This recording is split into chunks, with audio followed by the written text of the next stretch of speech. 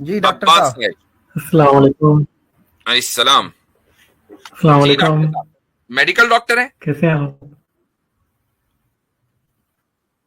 Doctor जी साहब जी, medical doctor हैं? अच्छा। Medical doctor. और एथीज्म कब इख्तियार किया? मैं एक्स मुस्लिम हूँ, मतलब। हाँ जी, हाँ जी, मेडिकल डॉक्टर। मेरे ख्याल से आवाज में डिले है। मैं पूछ रहा हूं कि आपने ये एथीज्म है। कब इख्तियार किया? करीबन हो गए हैं, 4 साल हो गए हैं। अच्छा, 4 साल हो गए हैं। और उससे पहले आप एक प्रैक्टिसिंग मुसलमान थे? जी जी, प्रैक्टिसिंग मुसलमान था मैं। डॉक्टर इसरार अहमद का को सुनता था, और उनको ही मैं बेहतर मानता हूँ बाकी मौलवियों से। सही बात है, वो कोई मसला नहीं है। आप उनको ही बेहतर माने, उसमें कोई मसला नहीं है। अच्छा, तो आपने जो एथीज्म इख्तियार किया उसकी वजह क्या थी? And by the way, if उसकी यू डोंट माइंड, वजह इफ यू डोंट माइंड, काफ़ी मैं एक सारी। और क्वेश्चन आपसे पूछ रहा हूं। हाँ जी। आपकी जो फील्ड है मेडिकल, वो क्या है? किस फील्ड के स्पेशलिस्ट है? मैं साइकाइट मैं साइकाइट्री का ट्रेनी हूँ। साइकाइट्री। साइकाइट्रिस्ट के आप ट्रेनी हैं? ठीक है, ठीक है। ओके, सही है। जी जी। तो चलें जी, अब आप अपनी बात रखिए। मेरे ख्याल से इतनी मालूमात हमें आपके बारे में हो गई है, अभी फिलहाल के लिए काफी है जी। जी। जी, तो अ, इस्लाम को छोड़ने की कई सारी वजूहात थी, जो जी। 1 से 2 साल के दौरान मैंने मुसलसल पढ़ता रहा, देखता जी। रहा इधर-उधर, हर एस्पेक्ट से देखता रहा इस्लाम को और दूसरे रिलीजन्स को भी। तो ये उसको देखकर ये पता चलता है कि ये जो भी रिलीजन थे, इस्लाम था या क्रिश्चियनिटी थी, तो वो अपने ज़माने के लिहाज से मॉरल और एपिस्टेमिक अप्रोच मसलों आवाज को कट गई हल भाई। करते थे। हाँ। और मैं ये समझता हूँ कि ये एब्सोल्यूट ट्रूथ नहीं है, कि ओके। हर एब्सोल्यूट नहीं मानता हूँ मैं रिलीजन्स को। वो बस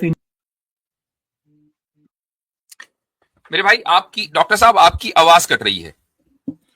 लास्ट चीज जो हमने सुनी है आपसे वो ये कि आप एब्सोल्यूट ट्रूथ नहीं मानते हैं रिलीजन्स को, फिर उसके बाद आवाज कट गई है। हेलो डॉक्टर साहब, आवाज आ रही है? जी, बस मैं यही कह रहा था। और हाँ जी, आ रही है। जी, तो मैं ये पूछना चाह रहा हूं आपसे तो कि क्या मैं ये आप समझता हूँ कि एब्सोल्यूट, होल्ड ऑन, मैं ये पूछ ये रहा हूं आपसे कि क्या आप एब्सोल्यूट ट्रूथ मानते भी हैं या नहीं मानते? नहीं, मैं नहीं मानता हूँ, किसी चीज़ को मैं एब्सोल्यूट नहीं मानता हूँ। एब्सोल्यूट ट्रूथ होता है या नहीं होता, या हो ही नहीं सकता एब्सोल्यूट ट्रूथ? नहीं है, वो हम डिटेल्स में जाना पड़ेगा कि एब्सोल्यूट का मतलब ये है कि कोई ऐसी चीज़ जो हर ज़माने में ठीक हो, और ठीक है। तो आप ये कह रहे हैं मोरालिटी कि, के बारे में। हाँ, तो कोई भी ऐसी मोरालिटी की मिसाल नहीं है जो हर जमाने में ठीक हो, राइट? जी, मैं ये समझता हूँ कि ये इंसान की कॉन्शियसनेस बढ़ने के साथ-साथ, उसकी रैशनैलिटी बढ़ने के साथ-साथ इंसान ज़्यादा अवेयर हो जाता है, तो ठीक ज़्यादा है, मोरल ठीक है, डिसीजन या ज़्यादा। ठीक है। आपने आपने जो स्टेटमेंट दिया वो ये दिया कि कोई भी ऐसी मॉरल एग्जाम्पल नहीं है जो हर जमाने में ठीक हो, ठीक है ना?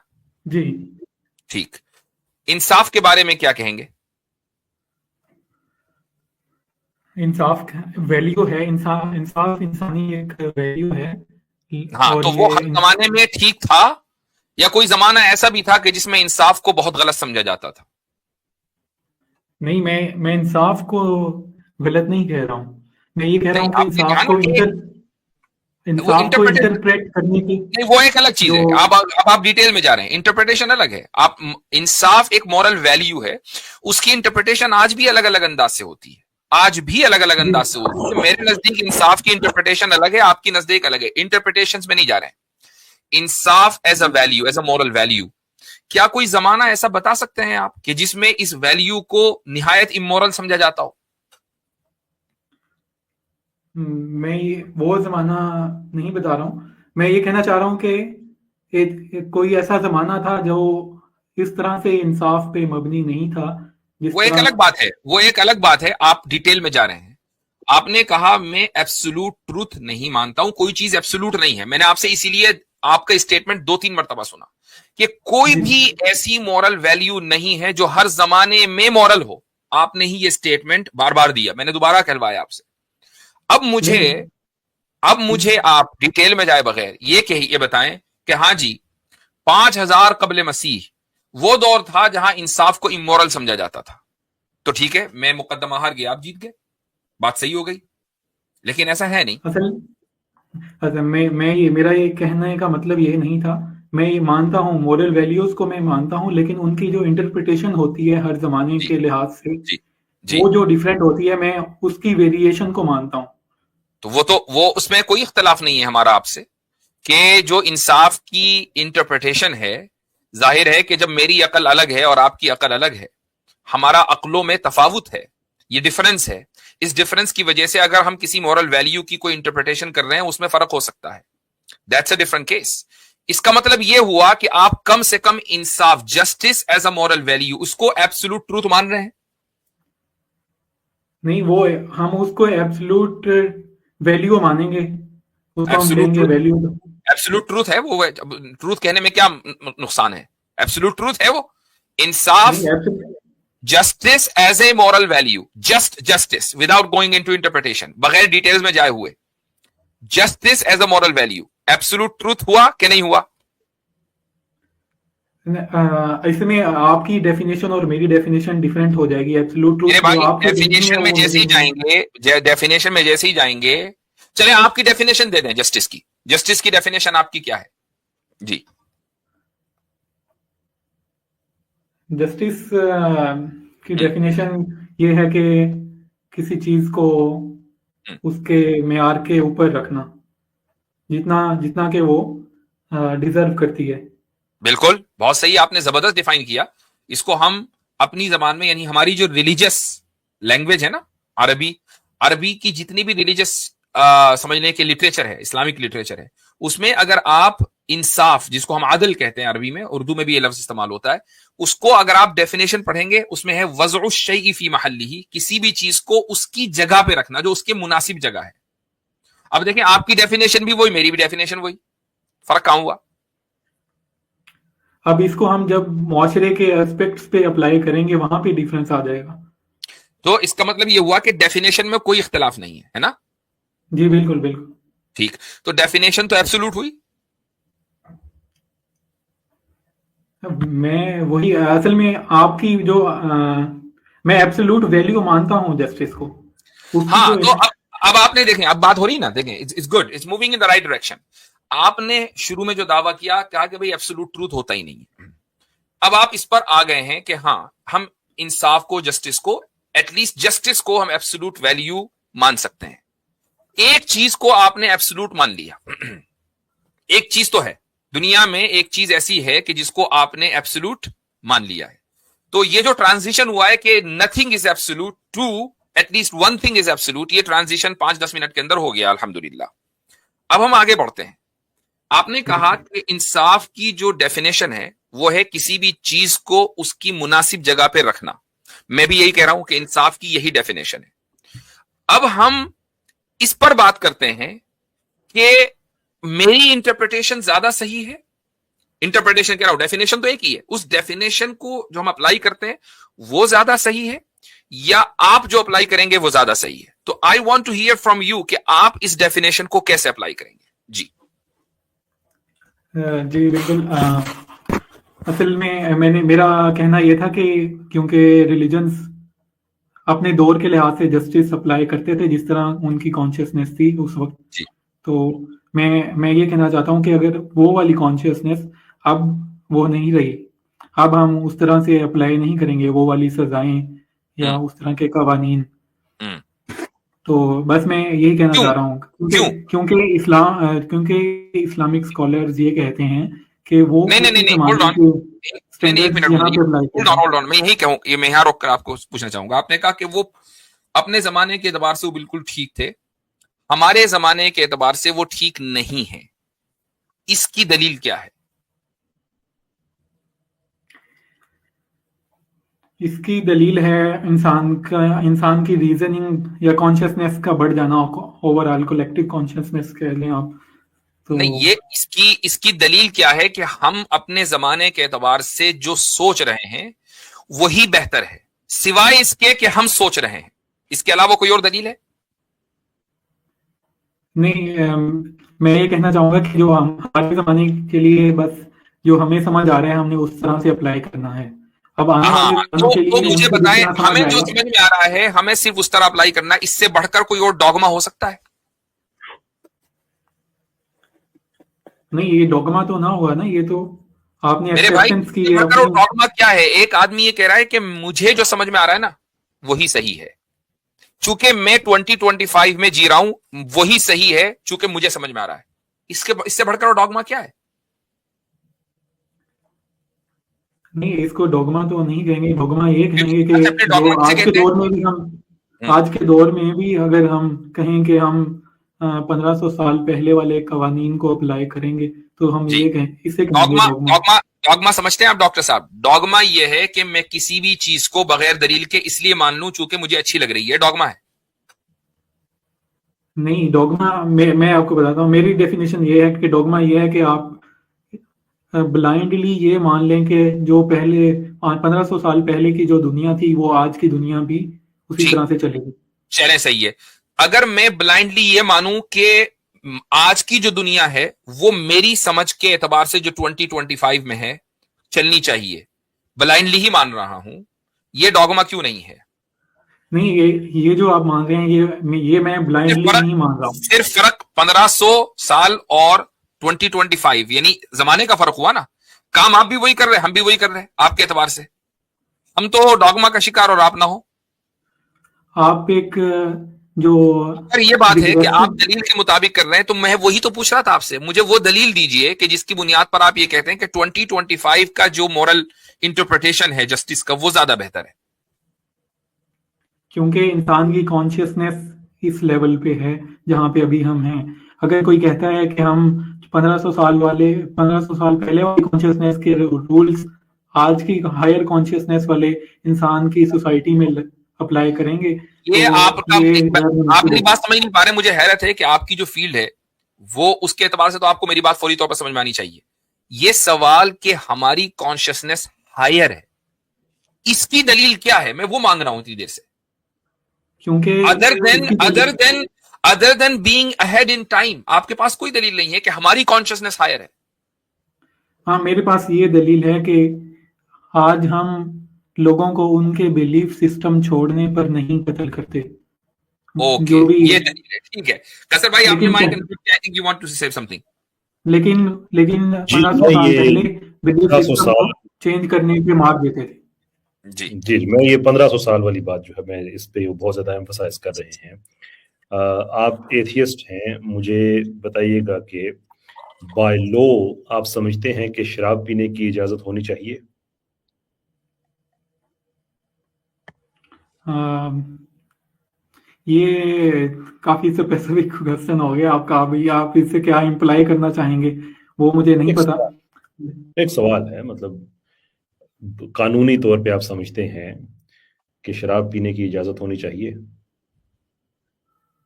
मैं समझता हूँ कि हाँ, विद इन लिमिट्स होनी चाहिए। एक जो जी ठीक हो गया। अगर दो अम, एक मर्द और एक औरत हैं, वो बगैर शादी के आपस में रिलेशनशिप रखना चाहें तो क्या ये इजाजत होनी चाहिए इस चीज की भी? अ, आप मेरे ख्याल से होनी चाहिए इसकी इजाजत। ठीक है, लेकिन मैं मैं आपको इस चीज को पसंद नहीं करता हूँ वैसे। मैं इस वो तो चीज को जाती पसंद नहीं करता हूँ, मैं थोड़ा सा कंजर्वेटिव एथियस्ट हूँ। तो ठीक हो लेकिन गया, बात खत्म होगी, मैं आपकी फितरत बात। बाकी है डॉक्टर साहब की जी। और एक सवाल और पूछ लेता हूँ कि हायर कॉन्शियसनेस जो आपने कहा ना, उसको सामने रखते हुए दो मर्द अगर चाहें कि हम आपस में रिलेशनशिप रखें तो वो इजाजत भी होनी चाहिए। ये तो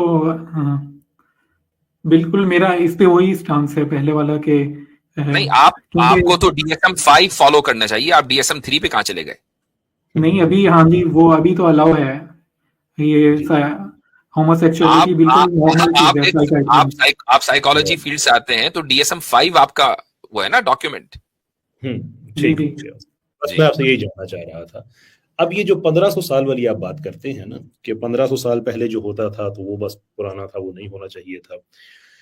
आपने शराब नोशी के हक में कहा कि हाँ कानून इजाजत होनी चाहिए, वो कबल इस्लाम भी हजारों साल से वो प्रैक्टिस चली आ रही है। आपने आउटसाइड वेडलॉक रिलेशनशिप की बात कही, ये आपको ग्रीक और रोम क्लासिकल जो तहजीबें हैं उनमें भी ये प्रैक्टिस आपको मिलती है जो 1500 साल से बहुत पुरानी है। आपने हम जिन्स परस्ती के बारे में कहा कि ज़ाती तौर पे आपका जो व्यू है लेकिन कानूनी तौर पे आप उसकी हिमायत करते हैं कि होनी चाहिए, ये भी आपको ग्रीक कल्चर के अंदर हजारों साल पुरानी मिलती है। जबरदस्त। तो ये जो आपका जो दलील है ना कि हम मॉडर्न हो गए, ये हो गए हैं, ये अच्छा मजे की बात है कि इनमें से अक्सरियत प्रैक्टिसेस ज़माने जहलियत में मिलती थी। तो जी आप जिसे मॉडर्निटी कह रहे हैं वो हमारे ज़माने जहलियत में है। आज ये जो ओनली फैन पे औरतें रिकॉर्ड कायम कर रही हैं कि इतने मर्दों के साथ हम रखते हैं ताल्लुक, ये इस्लाम से पहले उन्हीं अरबों में, यानी कि वो, मैं ये नहीं कह रहा कि वो इस्लाम से कोई 10,000 साल पुरानी बात कर रहा हूँ, उसी जमाने में जो जो होता था ना, कबीले की जो औलाद होती थी कि एक औरत के 8-8 मर्दों के साथ ताल्लुक होते थे। जब बच्चा पैदा होता था तो कबीले के सियाने आके बच्चे की जो वो क्या फाशिनासी, उनको एक इल्म होता था, अरबी में पता नहीं उसे क्या कहते हैं, उसकी बेस पे वो डिक्लेयर करते थे कि फलां का बच्चा है, अदरवाइज होता था सारे कबीले का बच्चा है। मतलब ये वो सारी चीजें हैं जिसको आप मॉडर्निटी कह रहे हैं, हम उसको जमाने जहलियत कहते हैं। तो ये 15 साल वाला ताना हमें ना दें, आप हजारों साल आउट ऑफ डेट। जी। तो अब ये जो आपने मेरी पूरी बात का खुलासा ये हुआ कि जिस कॉन्शियसनेस को आप हायर कॉन्शियसनेस कह रहे हैं वो तो लोअर निकली, क्योंकि वो तो हजारों साल वाली जो बात है आज उसी को रीइंस्टेट कर रही है। जी ये इन्होंने अच्छा एक पॉइंट उठाया है। मैं इसमें ये कहना चाहूँगा कि हमारे इस्लामिक पर्सपेक्टिव में जो इस्लामिक माशरों में उस लिहाज से तो हम कह सकते हैं कि हमारी अभी की कॉन्शियसनेस हायर है इस्लामिक पर्सपेक्टिव में। लेकिन उन्होंने रोमन और ग्रीक्स की एग्जांपल दी, वहाँ पे फिलोसफर थे वो, उन पे रिलीजन का वो असर नहीं था इतना इतना उस टाइम पे। नहीं बाद नहीं में नहीं, क्रिश्चियनिटी का आ आप गया कैसे था। भाई की बात नहीं समझे। आपने जो कहा ना जी 1500 साल, जिस कॉन्शियसनेस की आप बात कर रहे हैं, जिसको आप हायर कह रहे हैं, और जिसकी बुनियाद पर आप ये कहते हैं कि इंसाफ इंसाफ हम 2025 के अंदर तय करेंगे कि इंसाफ क्या होता है। जब हमने मसलन शराब की मिसाल दी, शराब पीने को आप लिमिट में ही सही आप इंसाफ कहेंगे, चूंकि इंसाफ का ताल्लुक सिर्फ किसी दूसरे की जात से नहीं होता, अपनी जात से भी होता है। दो मर्दों का एक साथ शादीशुदा रहकर जिंदगी गुजारना, शादी वाली जिंदगी गुजारना, इसको भी आप इंसाफ कहेंगे। लेकिन ये चीज तो हजारों साल पहले की है। तो आपकी कॉन्शियसनेस ने ज्यादा इवॉल्व करके आगे बढ़ के इस चीज को बैन क्यों नहीं किया? ये हमें क्यों बैन करना पड़ा? अगर ये चीजें तो बदल जानी चाहिए थी। उस वक्त भी जितना मुझे याद है कि ये चीज कानून में नहीं होती थी, कानून में इसकी ममानियत ही होती थी। वो ये लोग आपसे किसने अपने ये आपसे किसने कह दिया ये आपसे किसने कह दिया कि उस वक्त भी ये चीजें कानून में नहीं होती थी? अभी आपको ट्राइबल लॉ बताया कि एक औरत 10 मर्दों से शादी करती थी और फिर कबीले के सियाने आकर आइडेंटिफाई करते थे कि इसका बाप कौन है। ये बाकायदा एक प्रैक्टिस, एक लॉ था, यानी जिसको कबीले की सतह पर कबूल कर लिया गया था। और एक कबीले में नहीं, तकरीबन अरबों के यहाँ हर कबीले में ऐसा ही था। अच्छा, फिर आप तो, आपकी फील्ड तो साइकोलॉजी है, बायोलॉजिकल मुझे कोई बेनिफिट बताएं दो मर्दों के एक साथ रहने का। बगैर बायोलॉजी पढ़े हुए तो आप साइकोलॉजी तक नहीं पहुंचे होंगे। दीदी बिल्कुल बायोलॉजिकल हर चीज का बेनिफिट होना जरूरी नहीं है कि हर उसका चीज का बेनिफिट बेनिफिट होना कुछ। जरूरी नहीं है, कुछ चीजें बगैर बेनिफिट के भी कर ली जाती हैं, राइट? जी जी हाँ जी। कुछ चीजें बगैर बेनिफिट के भी कर ली जाती हैं। ये जो आप एक मर्द के साथ जिंदगी गुजारने को सही कह रहे हैं जबकि उसका फायदा कुछ नहीं है, इसको इंसाफ के पैमाने पर जरा रखकर साबित करें। क्योंकि वो दोनों आपस में उनकी आजाद रजामंदी है आपस में, उनकी एक फ्री विल है। अच्छा, आपस की रजामंदी की बुनियाद पर चूंकि वो दोनों एक साथ रह रहे हैं, अब मान लें मुआशरे में 50 से 60% मर्द ऐसे ही हो गए, ठीक है, जो आपसी रजामंदी के साथ मर्दों के साथ रहना चाहते हैं, तो मुझे बताएं कि उससे ह्यूमैनिटी को नुकसान होगा या नहीं होगा? जी, हो सकता है नुकसान होगा, लेकिन नुकसान असल होगा, में मैं नुकसान वही होगा। बताता हूँ आपको। होमोसेक्सुअलिटी जो है ना, ये जी, हमारे डिटरमिन होती है, ये उनके इख्तियार में नहीं होती। नहीं नहीं, ठीक है, हमने मैं खुद वो एक अलग टॉपिक हो गया, वो एक अलग टॉपिक हो गया। बात यह है कि अगर मान लीजिए 50%, तो 50 मैंने बहुत लंबा नंबर बता दिया, 10% भी होंगे तो यह हशर होगा, लेकिन चलो 50% से ज्यादा मर्दों ने यह तय किया कि भाई हम आपस में रहेंगे शादी वाली जिंदगी, तो ह्यूमैनिटी को, ह्यूमन रेस को नुकसान होगा। तो आपने जो ये कहा ना कि नहीं, बाज मर्तबा बगैर नफे के भी, बगैर फायदे के भी किसी चीज को बर्दाश्त कर लिया जाता है, ठीक है, मैंने मान लिया, लेकिन नुकसान की वजह से तो बर्दाश्त नहीं किया जाना चाहिए। यहां तो एक आदमी का नहीं, पूरी ह्यूमन रेस का नुकसान हो रहा है, आप कैसे बर्दाश्त कर रहे हैं? ये कैसा इंसाफ है 2025 का? ये इसके नताइज जो होंगे वो हमें नहीं पता कि वो हमें शायद पता है, नुकसान हो या एक मिनट, ये आपसे किसने कह दिया कि नहीं पता? क्या आपके पास इंपेरिकल एविडेंस नहीं है? क्या आपने किसी, अगर लेस्बियन कपल है या गे कपल है, उनके यहां औलाद होते हुए देखा है? ये तो इंपेरिकल एविडेंस है। सर डायरेक्ट DSM-3 से नहीं, DSM-5 पे जंप लगा दी। जो है वो औलाद का होना हमेशा ये नहीं होता कि उनका फायदा होगा फ्यूचर में। नहीं हालांकि नहीं नहीं, बात उनके फायदे की नहीं हो रही, बात ह्यूमन रेस की हो रही है कि उनके इस रवैये से ह्यूमन रेस को नुकसान है। तो जिस अमल से ह्यूमन रेस को नुकसान हो, आपकी सो कॉल्ड हायर कॉन्शियसनेस उसको अलाउ कर रही है। ये किसी हायर कॉन्शियसनेस है भाई? वो आप बात सही कर रहे हैं, अगर इतनी परसेंटेज हो जाती है तो गवर्नमेंट्स को कुछ ना कुछ रूल्स अप्लाई करने होंगे। फिलहाल तो गवर्नमेंट ये रूल अप्लाई कर रही है कि इस अमल को नॉर्मलाइज किया जाए। अब मैं आपको बताता हूं एक चीज, 1960 में आप चले जाएं, अमेरिका में सेक्सुअल रेवोल्यूशन आया, उस वक्त तक के जिना नॉर्मलाइज नहीं हुआ था, 60s के बाद जिना नॉर्मलाइज हुआ। अब नॉर्मलाइज होते होते होते होते यहां तक पहुंच गया कि अमेरिकन या यूरोपियन सोसाइटी में 50% से ज्यादा मर्द और औरतें जानी होते हैं कि नहीं होते? खुद बताइए, होते जी हैं? जी। होते हाँ हैं। जी। अब अगर 2020 में या इन लास्ट 10 सालों में होमोसेक्सुअलिटी को नॉर्मलाइज किया गया, तो आज से 50, 60, 70 साल के बाद 50% से ज्यादा लोग होमोसेक्सुअल्स होंगे, जिस तरीके से लोग 50% से ज्यादा लोग जानी है। जी, अगर ऐसा होता है तो फिर इन गवर्नमेंट्स को कुछ ना कुछ इकदाम करने चाहिए। तो वो इकदाम अगर 1400 साल पहले हमने कर लिया, तो भाई हम तो हम तो हाईएस्ट कॉन्शियसनेस है, फिर हम तो पहले इकदाम करके बैठे हैं। नहीं, असल में आपने जो इकदाम किया था वो बिल्कुल उनको सिरे से आपका इकदाम जब आएगा, जब जब जब चिड़िया बिल्कुल। खेत चुग गई होगी। हमने तो आपने पहले उनका इकदाम करके इकदाम इस तरह से किया है कि आपने उनको जिंदा जलाया। हमने उसको इलीगल किया। आपने इलीगल किया, आप इलीगल करें, क्यों नहीं करते? इलीगल नहीं, बल्कि वो उनकी जान ली है आपने। इलीगल किया ना, पहले इलीगल किया ना। मेरे ख्याल से मैं ये इलीगल कहना किया चाहूंगा कि कि नहीं किया? किसी अब आपको, किसी अब चीज को आपको मैं रोकने के लिए आपने अब मैं उसकी आपको जान ही ले ली है। डॉक्टर साहब मैं एक चीज बताता हूं आपको। आपका इशू ये हरगिज नहीं है कि हम हायर कॉन्शियसनेस हैं, लोअर कॉन्शियसनेस है, ये इशू आपका नहीं है। गो के आप साइकाइट्रिस्ट हैं, आपका एक और इशू है। वो इशू ये है कि आप एक तरह के ऐसे ट्रॉमा में हैं कि जिसकी बुनियाद एक्सेसिव सिंपैथी है। और यकीन ना आए तो किसी बेहतर साइकाइट्रिस्ट को दिखा लीजिएगा। आप एक ऐसे ट्रॉमा का शिकार हैं कि जिसकी बुनियाद एक्सेसिव सिंपैथी है। नहीं, मतलब ये तो बेसिक सिंपैथी बनती है अगर आप किसी को उसके एक्सेसिव होमोसेक्सुअल हो। उसकी वजह है। ये तो अभी आपने शुरू में बेसिक। आकर कहा, शुरू में आपने आकर सबसे पहले इल्जाम क्या लगाया? सजाएं, कि जी पहले सजाएं ऐसी होती थी, यहां सजाएं क्यों? क्योंकि उन सजाओं का तसव्वुर करके आपकी जो एक्सेसिव सिंपैथी है वो जाग जाती है और आप उसको क्रूल समझते हैं। That is the very base of that trauma that you are affected by. मैं इसको ट्रॉमा नहीं कहूंगा, मैं इसको बेसिक सिंपैथेटिक एटीट्यूड होता है इंसान में कि नहीं, अगर वो वो देखिए, किसी बेसिक सिंपैथी तो हर एक के अंदर होती है, बेसिक सिंपैथी तो हर एक के अंदर होती है, लेकिन एक होती है बढ़ी हुई सिंपैथी।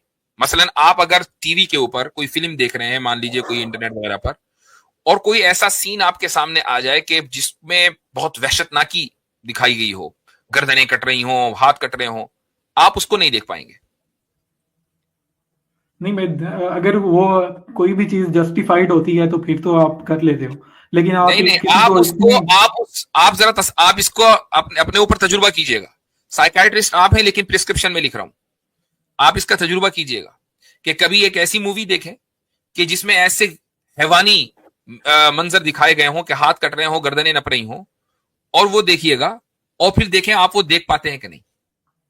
ये तजुर्बा बिल्कुल अपने ऊपर हमने कर लीजिए। हम नहीं है, ये तो हमारे अंदर इनकलकेट किया जाता है। हमने खुद लोगों की टांगे कटी हुई देखी हैं, उनको उनके जिस्म जो हैं इतनी बुरी तरह मसख हुए हुए देखे हैं, रोड ट्रैफिक एक्सीडेंट्स देखे हैं हमने, तो हमने तो देखा है। तो ठीक इंसान है, में बेसिक एक सिंपैथी तो होती है। बिल्कुल बिल्कुल, इसमें कोई शक नहीं है। तो मैंने रूट कॉज भी बता दिया है, आप उसको तस्लीम ना करें वो एक अलग बात है, लेकिन आई होप कि आप एक दिन उसको तस्लीम करेंगे। एक लास्ट पॉइंट आपसे मैं बता रहा हूं, और कैसर भाई ने जो बात कही है वो जबरदस्त है, उसी की बुनियाद पर मैं आगे लेकर चल रहा हूं कि ये जो आपके जहन में बात है ना कि हम एक हायर कॉन्शियसनेस में हैं, क्योंकि हम टाइम में आगे निकल चुके हैं। आपके पास इसके अलावा कोई दूसरी दलील नहीं है सिवाय इसके कि आप टाइम में आगे हैं।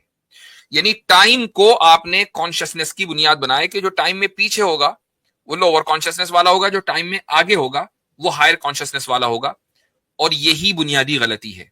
और इसी को मैं एक डॉगमेटिक बिहेवियर कहता हूं कि टाइम कोई दलील नहीं है। Time is just time. Time define नहीं करेगी कि कौन बेहतर है और कौन बदतर है। मैं भी इस बात को मानता हूं कि टाइम डिफाइन नहीं करता है, बल्कि इंसान की सोच और उसकी फिलॉसफी और दूसरे के लिए जो हमदर्दी है और इसकी बुनियाद पे बनाए हुए जो एक कल्चरल या सोशल कॉन्ट्रैक्ट्स हैं, वो इंसान की हायर कॉन्शियसनेस के लिए रिस्पॉन्सिबल हैं, चाहे वो किसी भी जमाने में हो। तो बस बात खत्म हो गई। तो फिर आपका ये आर्ग्यूमेंट ही खत्म हो गया कि हम 1500 साल वाले कानून पे क्यों चले, हम 2025 वाले कानून पे क्यों नहीं चलते। तो अब टाइम को बीच में लेकर आइए, आप 1500 साल 1400 साल की बात ही ना करें। ये चीज अब रिलेवेंट हो गई, आपने खुद ही इसको तस्लीम कर लिया।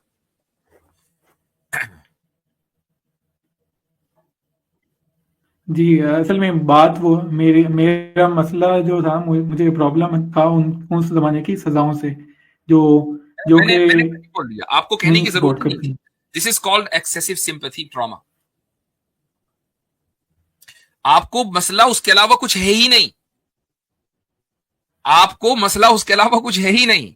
और डॉक्टर इसरार साहब को आपने सुनकर जो ये अर्ज किया, चूंकि डॉक्टर साहब के यहां सबसे ज्यादा जोर निजाम पर है, डॉक्टर साहब को सुनते हैं, निजाम के ऊपर है। जी अच्छा, जी, उस निजाम का बिल्कुल। क्रिमिनल जस्टिस, क्रिमिनल कोड इस्लाम का उस निजाम का हिस्सा है भाई। आप उस निजाम को तस्वुर ही नहीं कर सकते जिसमें क्रिमिनल कोड ना हो। अब क्रिमिनल कोड में हाथ भी कटते हैं चोर के, और मर्डरर की गर्दन भी नपती है। अब आपको वहां से परेशानी हुई कि यार ये कैसा निजाम है, इसमें तो क्रूरटी है, यही एक्सेसिव सिंपैथी है। तो मैंने तो आपका जो सिम्टम है उसको देखकर रूट कॉज बता दिया बीमारी का।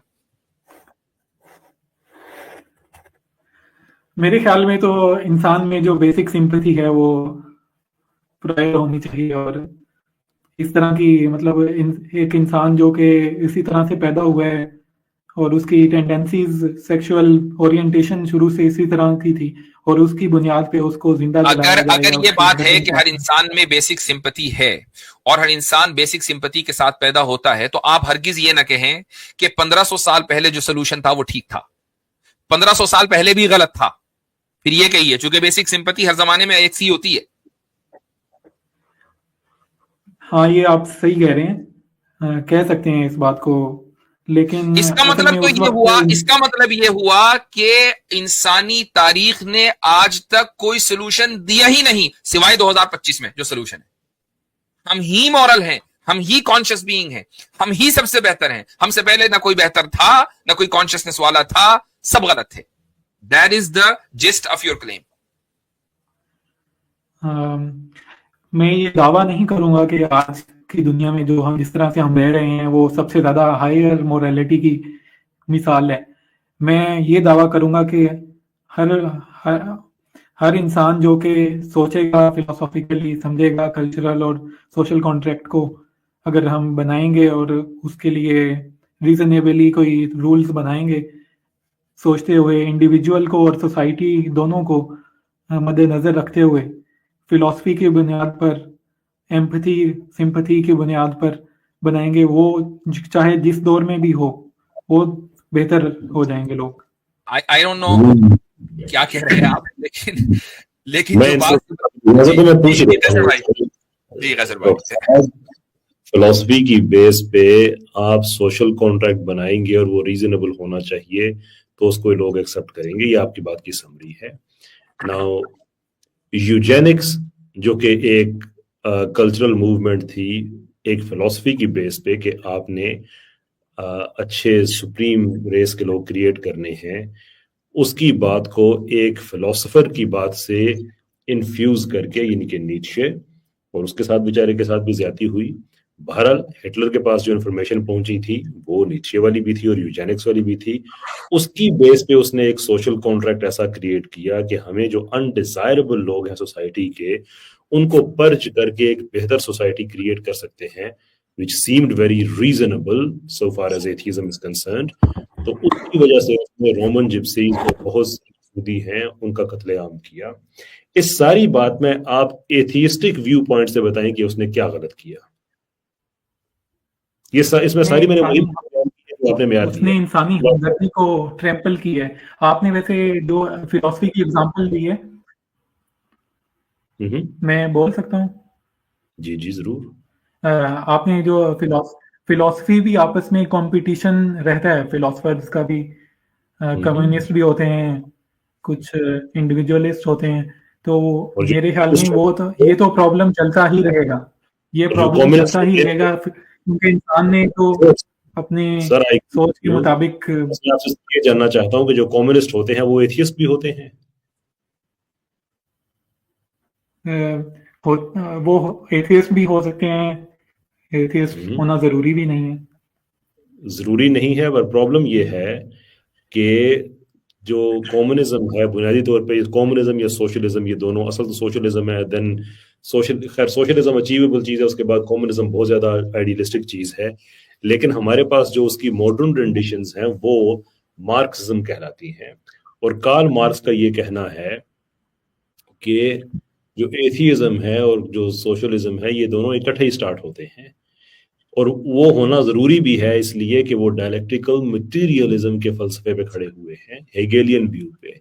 और जो डायलेक्टिकल मटेरियलिज्म है उसमें प्रॉब्लमेटिक पार्ट डायलेक्टिक्स नहीं है, प्रॉब्लमेटिक पार्ट मटेरियलिज्म है, इसलिए कि मटेरियलिज्म है ही मेटाफिजिक्स का डिनायल, इंक्लूडिंग जो नजरिया या अकीदा है वजूद खुदा पे, उसका इनकार है। देयरफॉर कार्ल मार्क्स बिल्कुल ठीक कहता है कि इल्हाद और कम्युनिज्म दोनों इकट्ठे स्टार्ट होते हैं। इसका मतलब ये है कि जो कम्युनिस्ट्स ने, यूएसएसआर ने जो एक्सपेंशन की सेंट्रल एशिया में, 25,000 मसाजिद, 55,000 चर्चेज, लाखों मुसलमान और ईसाई उलमा का कत्लेआम, हुजूम जैसे कवानीन बना के मुसलमान औरतों पे पर्दे पे, उनके हिजाब करने पे पाबंदी, और उस पाबंदी का इनकार करने वाली औरतों का रेप, उनका मर्डर, ये सारा कुछ उन्होंने किया पर्टिकुलरली एथियज्म के नाम पे, इसलिए कि जो उनकी स्टेट पॉलिसी थी वो एथियज्म थी। ये डॉक्यूमेंटेड चीजें हैं। आप एथियज्म के व्यू को इस्तेमाल करते हुए इसमें से एक गलती भी नहीं निकाल सकते, एक जगह भी नहीं कह सकते कि फ्रॉम एन एथियस्टिक पर्सपेक्टिव यहां पे उन्होंने गलत किया है मोरल बेसिस पे। If there is something, educate us. जी बिल्कुल। आपने जो एग्जांपल दी है स्टालिन की या कम्युनिस्ट जो थे दूसरे भी, तो मैं उनको ऑन नहीं करता हूँ। उन्होंने जो किया है वो गलत किया है, वो इंसानी तरक्की या इंसानी, लेकिन मैंने आपकी जाती राय पूछी नहीं है, मैं आपसे एथियज्म का व्यू पूछ रहा हूँ, वो हमें बता दीजिए। एथियज्म में इस तरह से होगा कि इंसान खुद अपनी अकल से इंटरप्रेट करेगा मोरालिटी और एथिक्स को बनाएगा, उसकी कुछ लोग उसकी गलत इंटरप्रिटेशन करेंगे, जिस तरह कम्युनिस्ट ने की, ज्यादातर कम्युनिस्ट ने जिस तरह से गलत इंटरप्रिटेशन की ह्यूमन रीजन को बुनियाद बनाकर।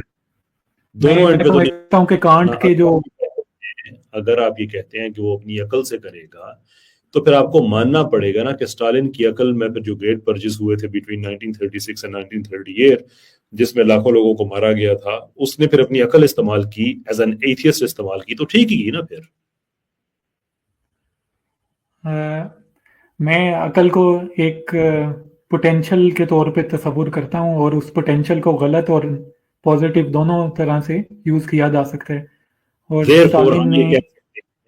देयरफॉर हम ये कह सकते हैं, मुझे कंफर्म कीजिएगा या मेरी तस्दीक कीजिएगा, कि एथीइज्म में इनहेरेंटली कोई ऐसा मॉरल पैकेज नहीं है जिसकी बेस पे हम कह सकें कि ये गलत है, विच इज द रीजन कि आपको बार बार अकल, उसकी जाती समझ, उसकी इंटरप्रिटेशन, ये चीजें कहनी पड़ रही हैं।